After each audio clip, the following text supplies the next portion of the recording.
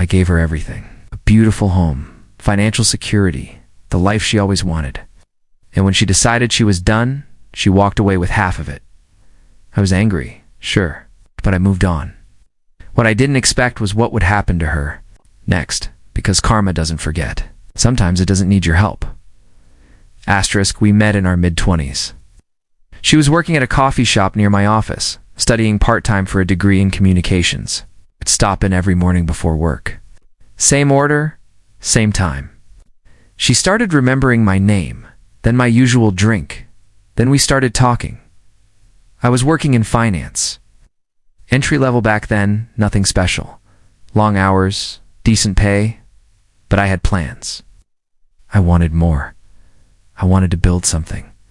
She said she liked that about me, that I wasn't satisfied just coasting, that I had ambition. We started dating about a month after that first real conversation. She was easy to be with. Funny, warm. She had this way of making even boring weeknight dinners feel special. I fell hard. I thought she did too. 2 years later, I proposed. Nothing fancy. Just the two of us at the park where we'd had our first date. She cried. Said yes. Yeah, we got married 6 months after that. The wedding was small. It's just family and close friends. We couldn't afford anything big, and honestly, we didn't want it. We wanted to save money, build a life. She was still finishing her degree, so I supported us both. I didn't mind. I believed in us. I believed we were a team, and for a while we were. Over the next few years, my career started taking off. I moved up faster than I expected. Better positions, better pay. I was working hard, putting in the hours, but it was paying off. We bought a house. Nothing massive, but it was ours. Nice neighborhood. Good schools nearby for the kids we talked about. Having someday, she finished her degree around that time. I thought she'd start looking for work, start building her own career, but she didn't.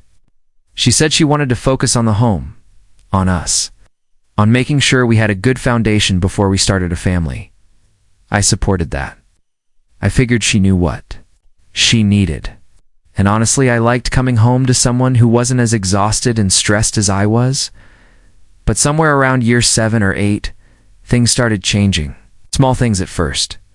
She stopped asking about my day, stopped planning. Date nights. She was always on her phone, always making plans with friends I barely knew, always busy with something that didn't include me. I tried talking to her about it, asked if everything was okay. If we were okay, she'd tell me I was overthinking it, that I was just stressed from work, that I was always working, and maybe if I was home more, I'd see that everything was fine. Maybe she was right. I was working a lot, trying to keep moving up, keep building, but I was doing it for us, for our future. I thought she understood that. Then one night, she sat me down at the kitchen table. I remember the look on her face, calm, detached, like she'd rehearsed what she was about to say. She told me she wasn't happy, that she hadn't been happy for a while, maybe a year, maybe longer. She said she felt like she'd lost herself in the marriage. She didn't know who she was anymore, that she needed space to figure it out. I asked if we could try counseling, work through it together. She shook her head, said she'd already thought about it, already made up her mind. She didn't want to fix it. She wanted out. 3 weeks later, she filed for divorce. I didn't see it coming. I mean, I knew things weren't perfect. I knew we drifted. But I thought we could fix it. I thought marriages went through rough patches, that you worked through them. Apparently she didn't. The devastation hit me in waves. Some days I was numb, some days I was angry. Ow. Some days I just felt empty. But what hurt more than the rejection, more than the failure, was what came next. She hired a lawyer. Not just any lawyer, an aggressive one.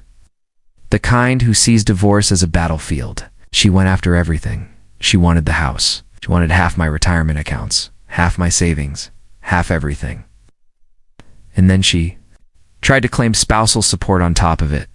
Her argument, she'd sacrificed her career for the marriage. She'd put her life on hold to support me. I couldn't believe it. I'd supported her through school, paid for everything while she figured out what she wanted. And when she finally had her degree, she chose not to work. That was her choice, not mine. But none of that mattered. We lived in a community property state. Doesn't matter who earned the money. Doesn't matter who worked. If it was earned during the marriage, it gets split down the middle. 50-50.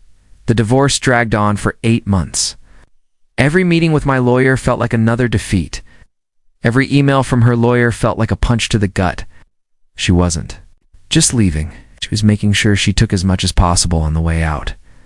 I tried to be reasonable, tried to negotiate, tried to find some middle ground, but she wasn't interested.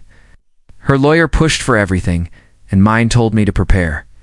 To lose most of it. That's just how it works, he said. Oh, the law doesn't care about fairness. It cares about paperwork. When it was finally over, she walked away with half of everything I'd built over 15 years. The house was sold. I got half the proceeds, which barely covered my legal fees, and a deposit on a new place, my retirement. Accounts were split. My savings were drained. I moved into a small apartment across town. 1 bedroom. Basic furniture. It felt like living in a hotel. I was 41 years old, and I felt like I was starting over from scratch. For months I was angry. Really deeply angry.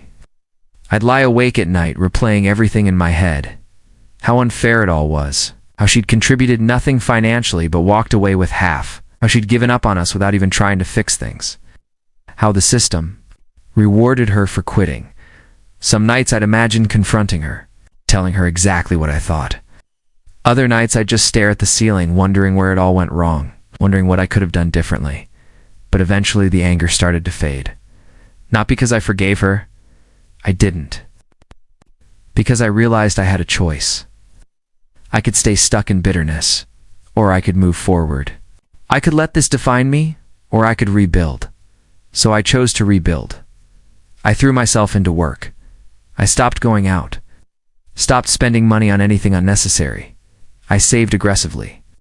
I invested smarter. I read books on financial planning, wealth building, everything I could get my hands on. I turned my pain into fuel. Within a year, I was back on my feet.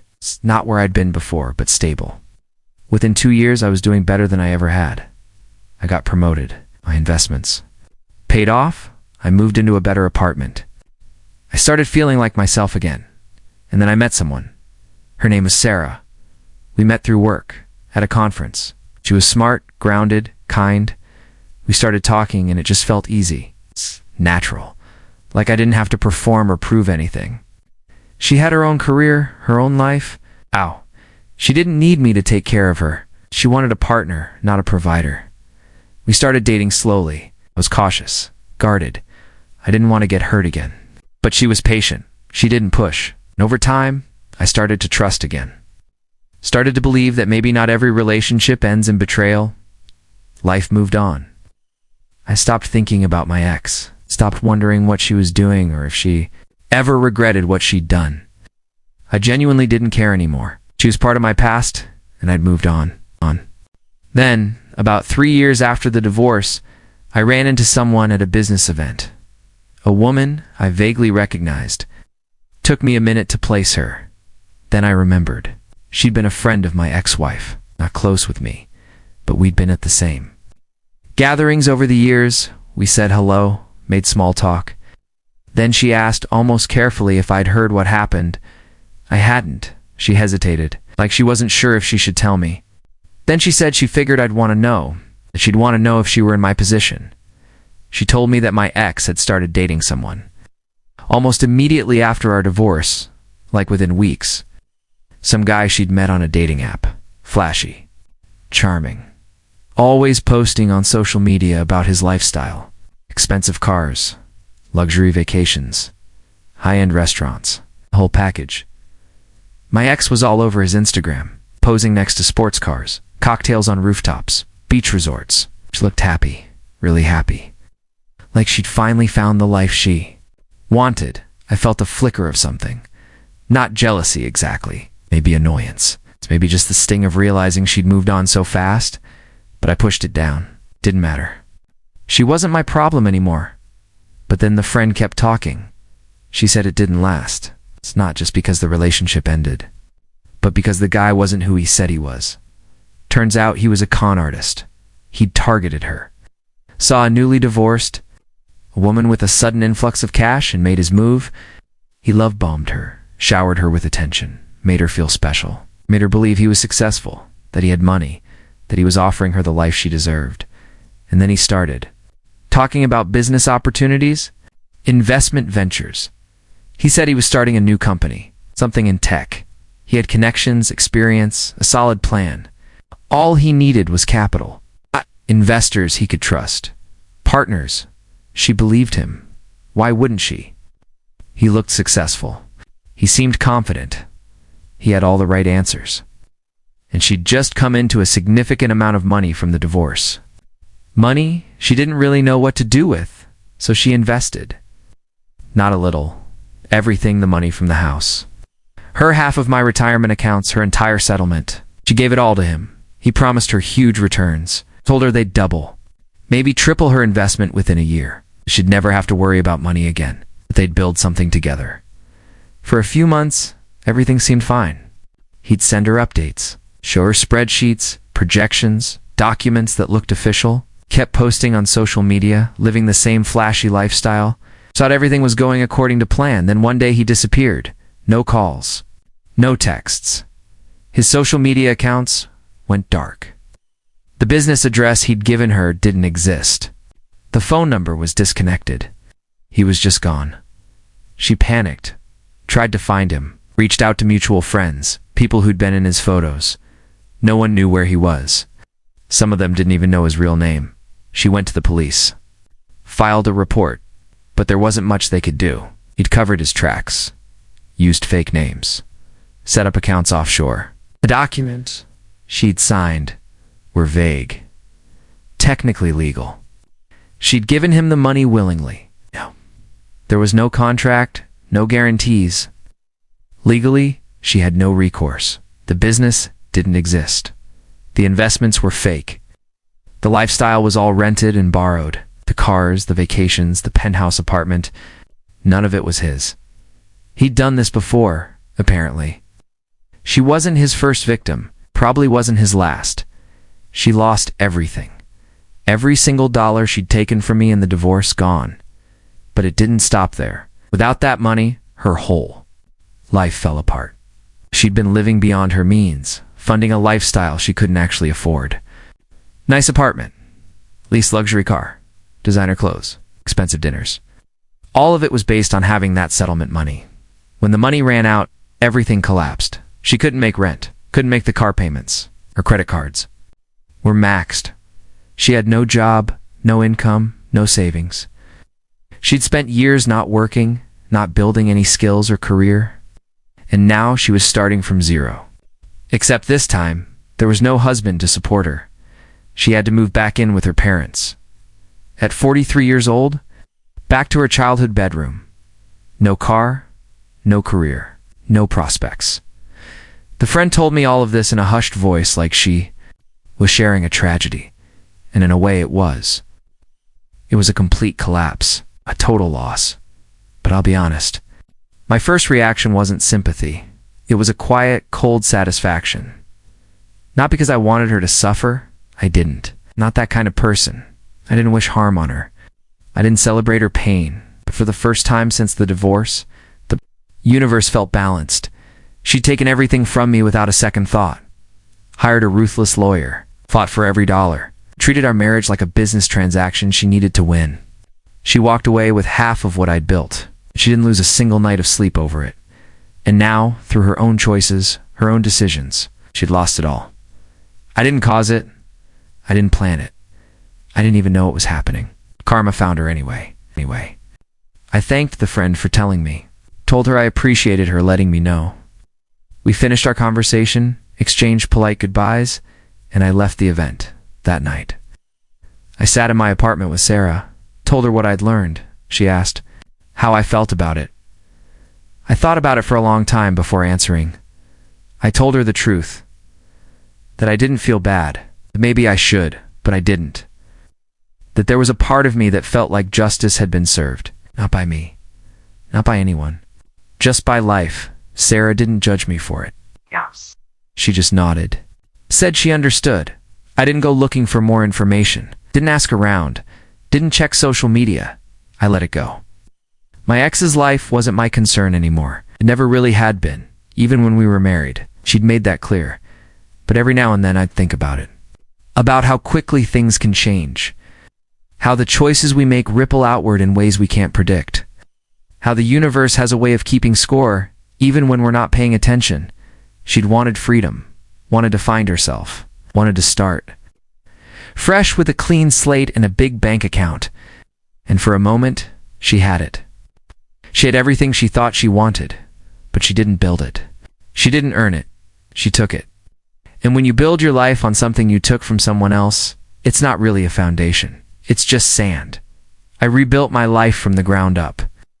Brick by brick. It was hard. It was lonely. But it was mine. And no one could take it from me. She tried to take a shortcut, tried to skip the hard part. And it cost her everything. Years have passed since then. I married Sarah. We have a good life. Able, happy. Built on trust and partnership. We both work. We both contribute. We both show up. I don't know what happened to my ex after that.